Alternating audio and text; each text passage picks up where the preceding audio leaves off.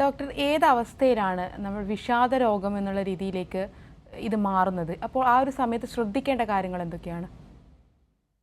ആ, നമ്മള് ഈ മദ്യം കുടിച്ച് കഴിയുമ്പം ചിലർ പറയും ഡോക്ടറെ അടുത്ത ദിവസം രാവിലെ എടുക്കാതെ വരുമ്പോഴത്തേക്ക് എനിക്ക് ആകെ അങ്ങ് ഒരു മൂഡില്ലായ്മ, ഒന്നിനും ഒരു താല്പര്യമില്ലായ്മ, അല്ലെങ്കിൽ എടുത്തതിന് ശേഷം കുറച്ച് നാളുകളായിട്ട് പഴയ കുടിക്കുന്ന ഒരു വ്യക്തിയല്ല ഇന്ന് എൻ്റെ ഭർത്താവ് ഡോക്ടറെ. പണ്ടത്തെ ഒരു ആളെ അല്ല, ഇപ്പം ആളാകെ മാറിയിരിക്കുന്നു. ഒന്നിനും ഒരു താല്പര്യമില്ലായ്മ, ഒന്നും ചെയ്യാൻ പറ്റാത്തൊരവസ്ഥ, പണ്ട് ചെയ്തുകൊണ്ടിരുന്ന കാര്യങ്ങൾ പോലും ഇപ്പം ചെയ്യാൻ താല്പര്യമില്ലാതെ വരിക, മൗനം, എല്ലാത്തിൽ നിന്ന് മാറി നിൽക്കുക. അപ്പൊ ഇങ്ങനെയുള്ള കുറെ ലക്ഷണങ്ങൾ ബാഹ്യമായിട്ട് നമുക്ക് കാണാൻ പറ്റുന്ന കുറച്ച് ലക്ഷണങ്ങളുണ്ട്.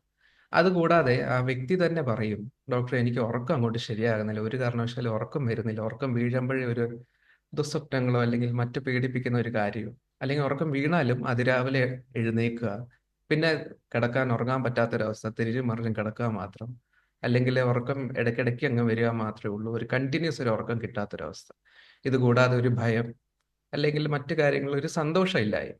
ഇത്രയും കാര്യങ്ങൾ വരുമ്പോഴാണ് ഇത് ഈ ഒരു വ്യക്തിയുടെ ജീവിതത്തെ ബാധിക്കാൻ തുടങ്ങുമ്പോഴാണ് നമ്മൾ അതിനെ ഒരു രോഗാവസ്ഥയായിട്ടും അത് ചികിത്സിക്കേണ്ട കാര്യമായിട്ടും നമ്മൾ എടുക്കുന്നത്. അതല്ലാതെ സാധാരണ നമ്മുടെ ജീവിതത്തിൽ നമുക്ക് എല്ലാവർക്കും പ്രയാസങ്ങളും ബുദ്ധിമുട്ടുകളും ഉണ്ടാകുമ്പോൾ നമ്മളെല്ലാവരും വിഷാദം എന്നൊരു അവസ്ഥയിലൂടെ കടന്നു പോകും. പക്ഷെ അത് നമ്മളെ ചിലപ്പോൾ ജീവിതത്തെ ബാധിക്കുന്നില്ലായിരിക്കും. അത് അതിനെ നമുക്ക് തരണം ചെയ്യാനും നമ്മുടെ സപ്പോർട്ട് സിസ്റ്റമിലൂടെ നമുക്കത് മുമ്പോട്ട് കൊണ്ടുപോകാനും പറ്റും. അതിനെ ഒരു രോഗാവസ്ഥയായിട്ടോ എടുക്കേണ്ട ഒരു കാര്യം വരുന്നില്ല.